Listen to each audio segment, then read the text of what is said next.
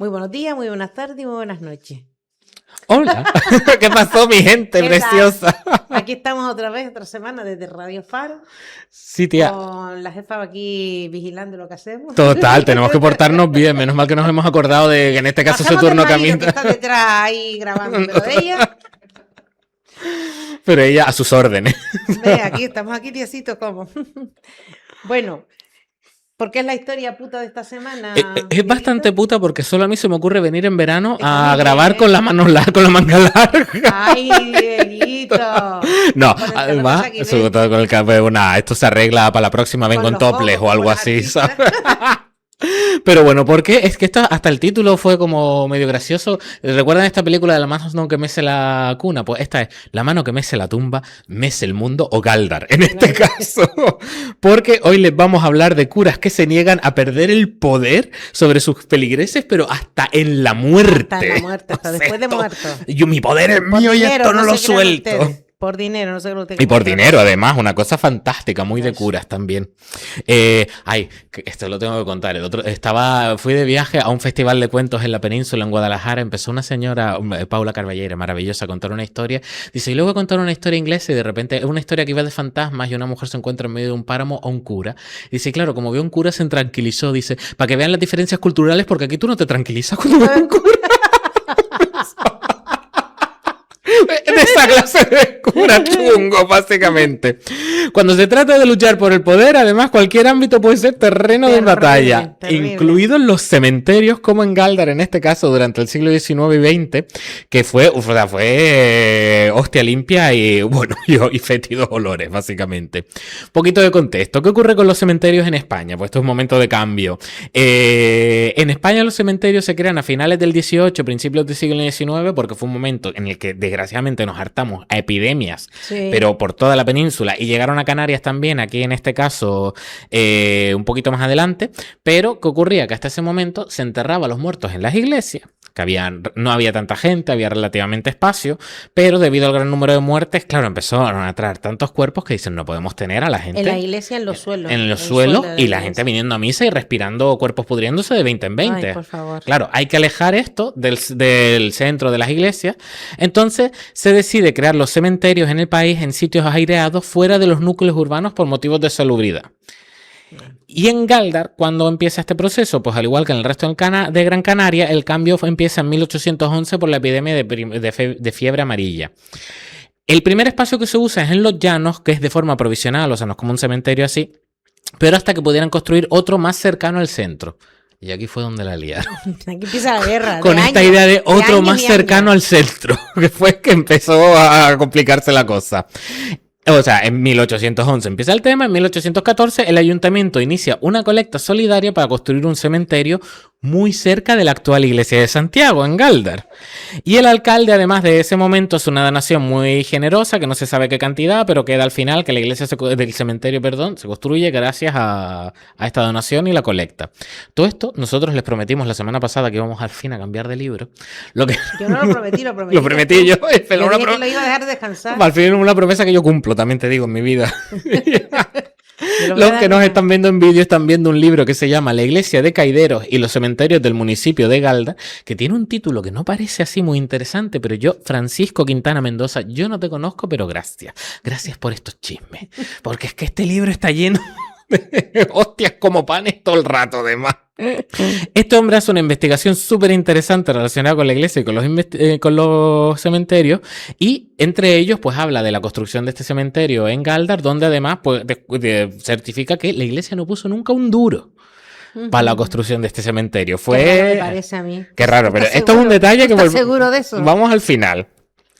El cementerio se inaugura en 1814 con el nombre de Cementerio de la Santa Cruz, que ustedes estarán todo el rato pensando en el cementerio de San Isidro. No, es el anterior a este en Galdar, que además estaba mucho más cerca de lo que es el centro en este caso.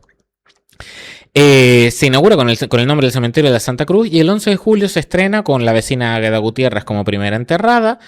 Ojito, que ya desde este momento hubo gente que dijo, esto está demasiado cerca del casco, ¿no?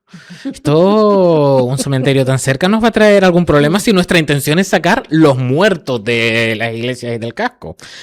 Empieza a crecer además la población de Galdar y aquí se provoca el gran problema, ¿no, Carmita? Hombre, el problema es que no había espacio para tanta gente bajo las losas.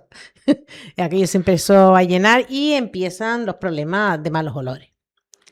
Entonces, aunque ante esto el ayuntamiento se plantea hacer una ampliación o, mejor idea, hacer un cementerio nuevo lejos del centro de del pueblo y además en terreno del ayuntamiento con titularidad municipal.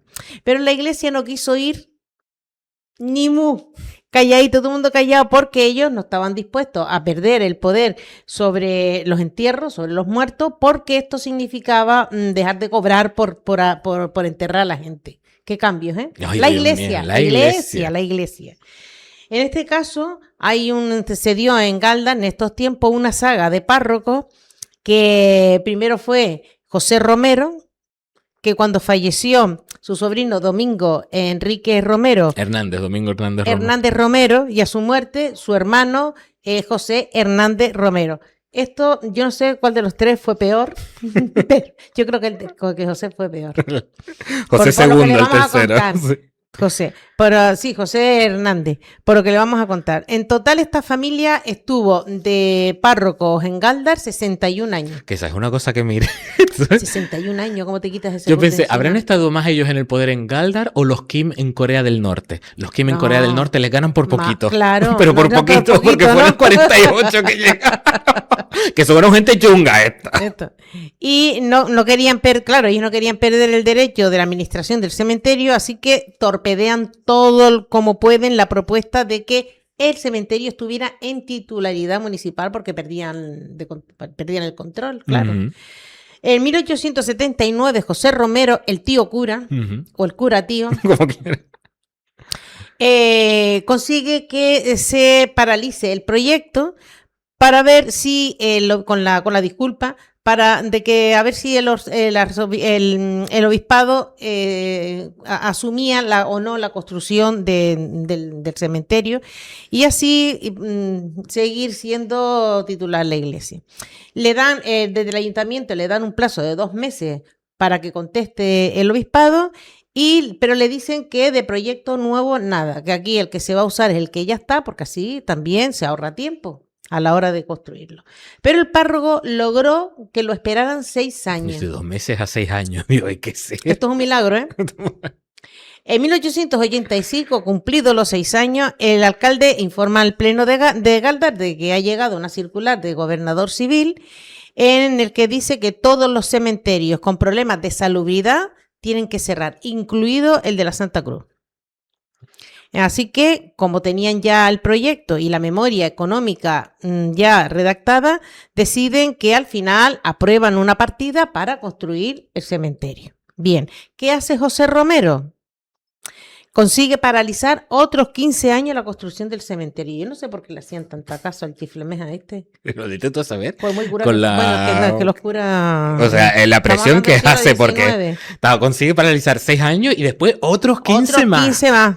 Bueno, mientras tanto, cada vez más malos olores, encima se estaba filtrando agua en la fosa, con lo cual aquello era una podredumbre.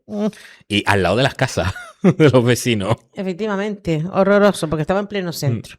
Bueno, en 1910 el alcalde de Galdar llegó a quejarse en pleno de que el párroco quiere la gestión absoluta del cementerio y por eso no deja que se cierre el cementerio de la Santa Cruz, a pesar de que aquello era una mierda. Él no, claro, como no se acostaba, como no dormía allí, dormían cerca los vecinos. Pero los vecinos tendrían algo que decir en todo esto. Claro, los pobres estaban comiéndose el olor fétido. O sea, era una situación muy desagradable, la verdad. Pero agarrando el poder, a este le daba igual lo que pasase a la gente. ¿Qué hacen los vecinos? Pues intentar quejarse lo más grande, aunque eso sí, tardaron bastante en realidad en poder envalentonarse. ¿Aguantaron? Concretamente, en 1915 aparece la primera queja, que esto es 100 años después de la construcción. Que ya al año de la construcción hubo gente que decía, uy, esto no tiene pinta de salir bien. Que bueno, a veces hay quejicas en todos lados, pero en este caso tenían razón. Todo. Y vamos, ¿qué es lo que hacen? Mandan una carta al ayuntamiento firmando muchos vecinos en las que se quejan de que tienen malos olores, en concreto 2-3 veces al año. Yo me imagino que serían momentos de olas de calor, que ya eso se vuelve insoportable. Ay, bueno. Olas de calor, invierno cuando llueve. Sí, o sea, tal. Dicen que no se pueden seguir enterrando más cuerpos sin faltarles el respeto a los difuntos. O sea, a ese punto estaban llegando los vecinos, que se está poniendo en peligro la salud del vecindario y por favor que se construya ya el nuevo. Y el párroco. Silbando sobre el río, Cuaino. Ustedes aquí me están pagando el enterramiento maravilloso. O sea, y él pa'lante, oídos sordos, pero de una forma milagrosa, mágica. Estos son los milagros reales de la iglesia. Sí, sí. Como el párroco no hace ni puñetero caso, pero que se la sopla todo a lo más grande, la indignación del vecindario llega a tal punto que dicen, bueno, ¿qué podemos hacer? Vamos a intentar subir un escalón, vamos a llevar el problema a la prensa. Y sale. Que se sepa. Claro, que se sepa. En el Diario de Las Palmas, donde se quejan los vecinos, explican todo esto otra vez, todas las desgracias que están sufriendo los pobres, todo claro. Y además, Carmita y yo siempre contamos estas cosas con tal, pero que hay gente que está hablando de sus madres, de su padre, de sus hermanos, que es como, chacho, que es que esto se está volviendo terrorífico, ¿sabes? Y el ayuntamiento en 1917 vuelve a acordar que tienen que construir un cementerio, que ya la queja ha salido a la prensa, que tienen que seguir para adelante y que si la iglesia no pone un duro, lo pondrán todo el ayuntamiento. Ya está, que tienen que asumir que va a ser la titularidad municipal, pero a muerte. ¿Lo lograron, Carmita? ¿Tú crees? Las cosas de palacio, tú sabes. Pues no sé cómo decirte. En ese momento, además... Me da a mí que no.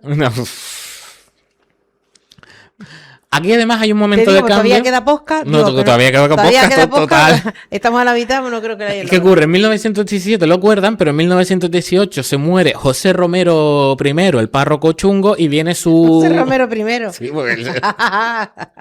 que se muere primero José Romero. Sí, exacto, pero también yo le llamo primero porque es el tercer párroco José también, entonces segundo. Que además, el autor de este libro hace una cosa maravillosa, fantástica, que me parece además muy, muy decente, que es que luego les vamos a contar algún caso así más íntimo, pero digamos que maneja muy bien el tema de la identidad, cuándo esconder la identidad, excepto, y me parece muy decente lo que ha hecho en el caso de estos tres párrocos, porque aparte que esto es súper conocido. Ha puesto el nombre y apellidos. Ha puesto el nombre y apellidos y es porque mi Total, gente... como son curas no tendrán hijos. Bueno, no sabemos. Bueno, no sabemos. A ver, según sus normas, en el cielo estarán, vete tú a saber, yo qué sé, o sea, tampoco les picará mucho la oreja. Pero, vamos, o sea, José Romero se muere y entonces entra el segundo párroco que es Domingo Hernández Romero, que fue de los tres, digamos, el que menos dio por culo con este tema. Aunque sí, él se huyó con la saga familiar de No hay cementerio, pero un poquito más suave. Sí que permitió, porque en esta época estaba también así ya el momento de decir de, oye, va creciendo Las Palmas, va creciendo por el tema del puerto, va creciendo la población de Gran Canaria detrás, va creciendo la población no católica detrás, además, claro, en principio. Claro, es que habían ingleses en aquella época. A principios de siglo, además, pues empieza a haber modificaciones en los cementerios y permitió en este cementerio que se construyera un muro para diferenciar la zona católica de la zona no católica. Que también les digo, la zona no católica era un marcaje terrible, si se tocaba ahí, porque era la parte no consagrada, la parte de todo esto. Ya, los herejes. Los herejes, básicamente, los herejes. Permite, eso sí, que se haga esa parte. Pero él intenta bloquear con todas sus fuerzas el tema de la construcción del nuevo cementerio. Lo que pasa es que su hermano se volvió muy chungo, José Hernández Romero, José II, vamos. Que estaba de ayudante de que era el coadjutor. Coadjutor es como el segundo, el párroco... El segundo de a bordo. Sí, el segundo de a bordo. El cosacerdote. El cosacerdote. El copárroco. Cocura. El cocapullo, en este caso, además. Porque este hombre fue culpable de que la cosa avanzara, porque tú sabes ese momento en que te pones tan a muerte con algo, tan resistente con algo, que provocas el efecto contrario de lo que te pasaste de frenada. Que se pasó de frenada este señor. ¿Qué pasa? Ya aluciné con lo que leí. Total. O sea, José Hernández Romero no era el párroco principal, era su hermano. Pero él es protagonista de la siguiente historia. En 1923 había un vecino muy pobre que vivía amancebado. ¿Qué significa amancebado? Que no estaba casado. Que no estaba casado con la mujer con la que vivía, con la que llegó a tener una cosa. Puedes matar a gente que luego te perdonamos al final, pero que esté soltero como viendo una mujer. Y con una hija de por medio. Eso no hay... Ya recuerdan el capítulo que les hicimos de Artenara, perdón, donde hubo un cura que se quejó que todos estaban amancebados, hubo una plaga de langostas y acabó obligando a todo el mundo a ir de rodillas a una montaña para exorcizar el campo. Porque todos estaban amancebados, o sea... Ya puedes matar a quien quiera. Que no casarte es terrible. Ser genocida, pero no puedes estar soltero. Pero no puedes estar soltero con alguien en la misma cama. Claro, estaba hombre amancebado con una mujer, tenía una hija, pero se estaba muriendo. Así que en sus últimos días de vida llaman al coadjutor, a José Hernández Romero, para que le diera los últimos sacramentos. ¿Qué le dice este hombre? Lo mira así de arriba abajo y le dice: tú, para que yo te dé los últimos sacramentos, me tienes que pagar 300 pesetas. 300 pesetas de aquella época. Que era la vida. Te tienes que casar con esta señora, yo oficio la boda y luego te doy los sacramentos. Y todo el precio completo del pack son 300 pesetas. Y ambos le dicen: mira, aquí es que esto no llegamos, o sea, no llegamos ni a la tercera parte, ni 80. Si tuviéramos 300 pesetas no hubiéramos casado. Total. Y ambos le dicen que no, que es imposible. Y ella incluso está en las declaraciones, dice que está dispuesta a marcharse de la casa. O sea, que a mí me parece esto terrible y doloroso, porque al final lo que está provocando el párroco ahí es que ella abandone a su pareja durante sus últimos días. Y que rompa la familia. Y que rompa la familia, pero ella dispuesta a decir: mira, para que este hombre no se vaya al más allá sin los últimos sacramentos, porque es cosa de en esta sociedad muy necesario espiritualmente, pues yo me marcho de la casa. Y el párroco dice que no, que a mí me dan el dinero, que si no, ni sacramentos para nadie. Total. Acaban discutiendo, se marcha de la casa. Un vecino, yo amo esta clase de vecinos metiches que se enteró de todo. Y entonces va y le dice a José Hernández Romero: mira, yo no tengo este dinero, pero podemos intentar hacer una colecta. Aunque te digo, no vamos a alcanzar las 300 pesetas ni a tiro. Claro, pero a lo que llegamos y hacemos una colecta para que le des los últimos sacramentos. ¿Qué dice este hombre? Que no. Que no. 300 o nada. Que 300 o nada. ¿Y qué pasó? Nada, literalmente. Nada, entonces, claro, este hombre, nada. desgraciadamente fallece. Bueno, también este hombre, por lo visto, al final fue como: mira, pues te las metes por donde te quepan las 300 pesetas, que yo me voy a morir, así ya está. Digo yo, bien por él. Y cuando lo iban a enterrar, lo iban a llevar al cementerio a la parte no católica. ¿Qué ocurre? Que el médico del pueblo llega y dice: no se le puede enterrar aquí, en la zona de los no católicos, porque es que esta zona es la zona que está más cerca de las casas y hay filtraciones de agua. O sea, es todo un desastre con ese cementerio. Y el médico dice: hay que llevarlo a la parte católica. ¿Qué dice José Hernández Romero, Carmita? Me espero cualquier cosa. Les negó la entrada directamente. Les dice: al barranco como los burros con este cuerpo, así de bestia. Que si lo enterraban ahí, el cementerio entero estaría desacralizado y perdería toda la protección divina, a ver qué harían los que vinieran después y los que estaban enterrados ya ahí. Y que le daba igual lo que le dijeran. Con darle la extrema unción, no hubiera desacralizado el cementerio. No, él, en sus 13, que le daba igual además lo que le dijera este médico, que ya podía venir el obispo o el papa, ¿sabes?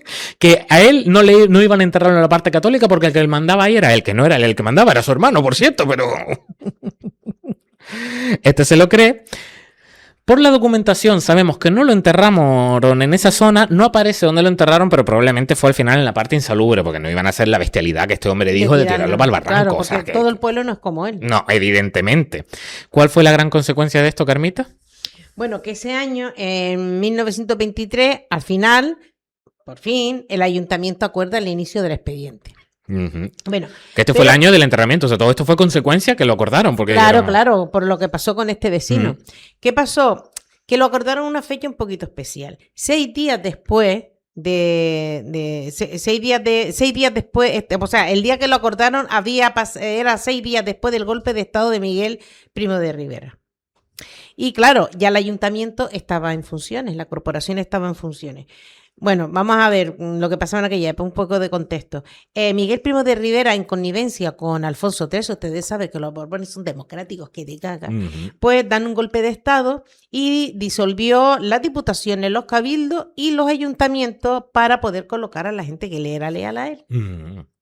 Entonces, la corporación saliente dijo: mira, para lo que queda en el convento, nosotros vamos a desatascar lo del cementerio de una vez, que ya es urgente. a los 12 días del golpe de Estado se nombra una nueva corporación que pensaba igual que la anterior en este punto. Que esto, tía, me parece un golpe maestro, porque es como nosotros nos tenemos que marchar y los otros, para que no se vean con el rollo de tener que aprobar el expediente, lo aprobamos nosotros. Lo aprobamos nosotros, pero sea, que los entrantes podían haber dicho, a mí me da igual lo que hizo el anterior, era un golpe de Estado. No, claro, era un golpe de Estado, pero es como agarrarse, o sea, claro, imagínense. pero es que el problema era grande. No, el problema era, o sea, tener que utilizar un golpe de Estado como tal, es loquísimo. Sí. Bueno, pues esta nueva corporación tira para adelante con lo del cementerio y acuerda que sea en San Isidro, donde está ahora el cementerio, que es ese, el cementerio de San Isidro es este, y que se construya con fondos públicos y, en fin, y que la iglesia ya verá a ella si se suma o se resta. Pero que ellos tiraron para adelante. ¿Con un golpe de Estado? O sea, de derechas a muerte diciendo la iglesia ya verá si se suma o no. Imagínense ustedes cómo estaba la gente. Que eran fascistas. Claro. Los fascistas no todos son creyentes. Sí. O sea que... Entonces, ¿pero qué pasa? ¿Qué pasó con los hermanos Marasombra? Con los hermanos Marasombra, con Domingo y José, que consiguen dilatar los trámites. Son unos artistas, unos desgraciados por unos artistas. Sí. Entonces el ayuntamiento le pide a Domingo, el hermano mayor, que traspase la administración del cementerio. Y Domingo le dice que él no lo va a hacer hasta que el obispado no le ordene que lo haga. Así de pancho se queda. En 1924 el ayuntamiento consigue finalizar los trámites para iniciar las obras y le vuelve a preguntar a Domingo, ¿tú qué? ¿Vas a poner o no vas a poner aquí? Y el párroco responde que depende de al que pongan de encargado de la administración del cementerio. O sea, yo esta respuesta la enmarcaría. Fíjate tú que a mí estos tres elementos me caen mal, pero lo de yo pongo el dinero si yo mando. O sea, que yo pongo el dinero si yo mando. Que no se y cuando dice, mira, que no vas a mandar, que son terrenos del ayuntamiento y no te los vamos a regalar, nosotros los vamos a dar a la iglesia, pues entonces depende de quién está allí encargado de la administración. El ayuntamiento, tío, te lo están diciendo. Es que lo van a administrar ellos. En fin. El ayuntamiento sigue para adelante y consigue iniciar las obras, pero esto sí, con un montón de problemas administrativos. Pero en 1929 consiguieron inaugurar. Dios mío, milagro, o sea. Milagro. Esto sí es un milagro civil, justo un año después de que se muriera Domingo.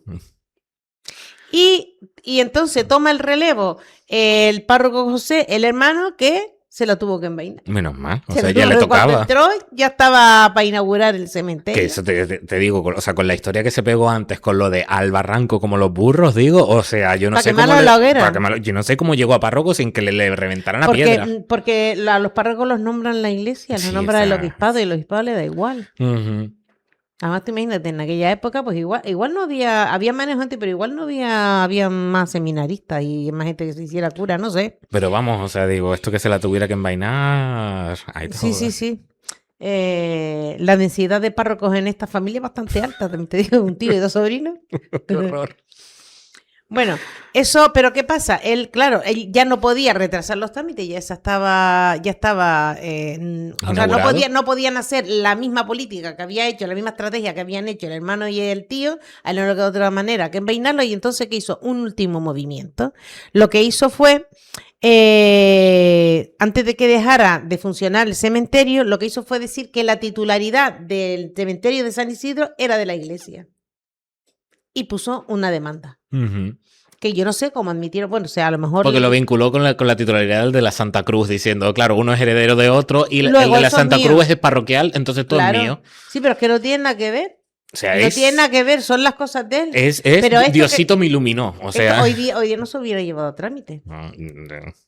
Por jugar esto, pero mira, vino bien. ¿Por qué? Porque aquí, en este proceso, se demostró, como había dicho Diego al principio, que la iglesia no puso un solo duro, sino que habían sido los vecinos y por tanto quedaba sin poder sobre el cementerio la iglesia y ya era de manera oficial, mediante una sentencia, y la iglesia se quedó... Omnipresente, omnipermanente, o sea, al fin... Y omnimierda, porque de aquí no pudo sacar nada.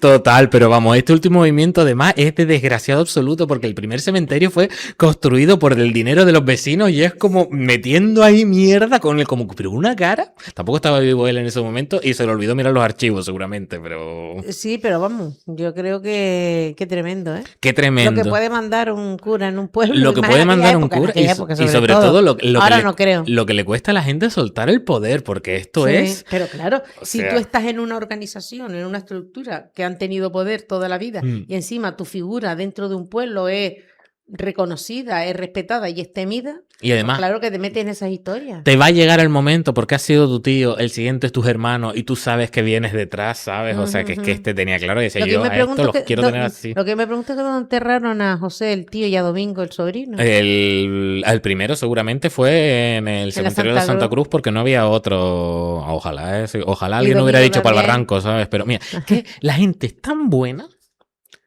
que estoy convencido que en su momento tuvieron hasta una tumba preciosa con su Sí, no, seguro que escultura estos tres- de mármol o su Sí, seguro que vaina estos tienen una maravillosa. cultura. Y que nadie la reventó a pedradas, porque la gente al final acaba respetando también, diciendo, coño, está muerto, no vas aquí. Y que la gente tiene bastante con pasar hambre y trabajar como Sí, animalitos, total. como se trabajaba en aquella época, como para estar con eso. Pero bueno, este es uno de estos chismes que les traemos aquí en el libro Buenísimo. nuevo. Sí, además es bastante reciente este libro, por si quieren ir a por él, tiene algún que otro. La historia, por ejemplo, de la pareja esta que desgraciadamente no le Sí. quiso el otro dejar entrar, está un poquitito más desarrollada ahí. Sí les digo que es que hace algo bastante interesante, que es, por ejemplo, en el caso de esta pareja, censurar no, ¿cómo se dice? Cuando no dejas ver la identidad de alguien. Ay, se me olvida. Anonimizada. Bueno, sí, eso anonimiza la identidad de ellos y también de Ah. la hija, porque claro, como es algo tan reciente, Tan reciente. o sea, le estamos hablando de que algo de que los nietos de esta persona pueden estar vivos hoy en día, o no lo sabemos. La hija no, pero los nietos sí. ¿no? Claro, Los por nietos. eso, los nietos sí. Entonces, claro, a mí me parece eso bastante fascinante porque es verdad que protege muy bien la identidad a la vez que cuenta muy bien la historia, entonces se entiende perfectamente. Claro, en este caso es importante porque fue el detonante. Y fue el detonante, además. O sea, fue el pum, el que dijo allá al ayuntamiento, no podemos más, ha habido un golpe de estado, da igual. O sea, da igual. Esta bestialidad no se puede Sí. tolerar. ¿Llegará algún cotilleo más de algún cementerio más, alguna iglesia, alguna cosa así? Bueno, también ustedes saben cómo somos nosotros, que... Estamos picando de acá para allá. Sí, que les traemos capítulos potentes con historia que merece de gente, como el anterior de las apoderadas de reconocer, y luego otros que gente que también hay que reconocer que merecían una piedra en la cara y no se la llevaron. Sí. Porque la gente es buena, al final. Ni mucho ha pasado.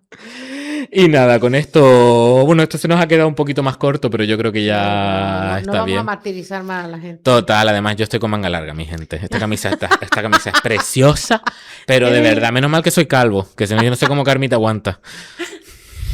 Pues sí, porque el pelo rizado hace como una cámara que... De frescura, ¿no? Claro. Te ventila la cabeza. Claro, porque te crees tú que... Que ella tiene estas En ideas. África la gente tiene el pelo rizado. Maravilla, de verdad. Es verdad, no lo había pensado. Maravillosa Por eso. ella.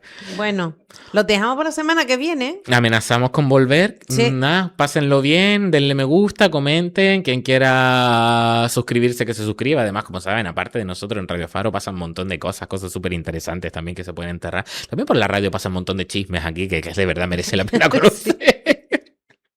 Y nada, muchísimas gracias a... Iba a decir otra vez Berti y Nero. Bueno, ya sabes que a Pero mí- ¿por qué haces eso? No sé, es Nero? que se me quedó de una vez que me confundí. Alguna tontería por Neri y Berto. Por Neri y Berto y se me quedó en la cabeza grabado y me sale como en automático. Es como no, o sí, no sé, o Bere y Nerti, no sé, ya. Mi gente, lo siento, son maravillosos, no nos echen. Adiós. Venga, hasta la semana que viene.